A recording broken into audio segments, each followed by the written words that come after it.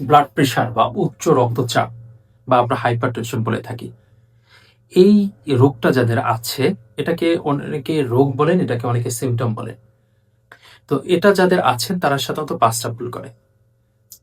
এই 5টা ভুল যে তারা করেন, তারা এটা খেয়ালও করেন না, এবং এই 5টা ভুলের কারণে তাদের কিন্তু দেখা যায় মহা বিপদে পড়তে হয়।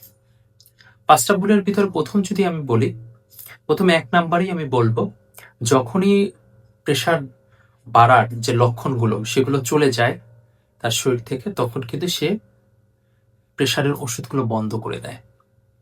2 নাম্বার, খাবার। তাদেরকে এই কার্ডিওলজিস্ট বা ডক্টররা, সংশ্লিষ্ট ডক্টররা তাদেরকে যতই পরামর্শ দেখ, লবণ খাবেন না, কিংবা কাঁচা লবণ খাবেন না, কিংবা যেসব খাবারে লবণের পরিমাণ বেশি সেই সব খাবারগুলো অ্যাভয়েড করবেন, এটা তারা করে না। নাম্বার 3,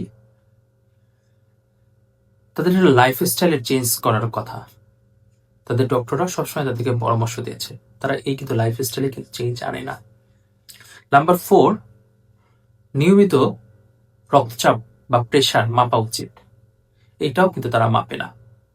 নাম্বার 5, সর্বশেষ এবং সবচেয়ে ইম্পর্টেন্ট যেটা, সেটা হচ্ছে এই টাইপের রোগীগুলো সাধারণত দেখা যায় নিজের প্রেশার অনুযায়ী নিজেরাই ড্রাগ অ্যাডজাস্ট করে, কিন্তু এই যে drug adjustment without consult any regarding doctors, সংশ্লিষ্ট ডক্টরের পরামর্শ ছাড়া আপনার যে পরিবর্তন করে, এখানে দেখা যায় যে তারা একটা এই পরিবর্তনটা ঠিক মতন করতে পারেন না, বা অ্যাডজাস্টমেন্টটা ঠিক মতন করতে পারেন না।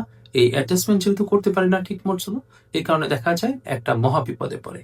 কখনো প্রেশার কমে যায়, কখনো প্রেশার বেড়ে যায়, কিংবা কখনো হার্ট অ্যাটাক হয়, কখনো বা দেখা যায় স্ট্রোক করে, কিংবা কখনো আমাদের যে কিডনি সেটার উপরে বিশাল একটা প্রভাব পড়ে। কেমন? তো এই 5টা ভুল থেকে রেহাই পাওয়ার জন্য আপনারা রেগুলার এই ভিডিওটি দেখুন, আগামীর সাথে থাকুন, সুস্থ থাকুন, ভালো থাকুন। আল্লাহ হাফিজ।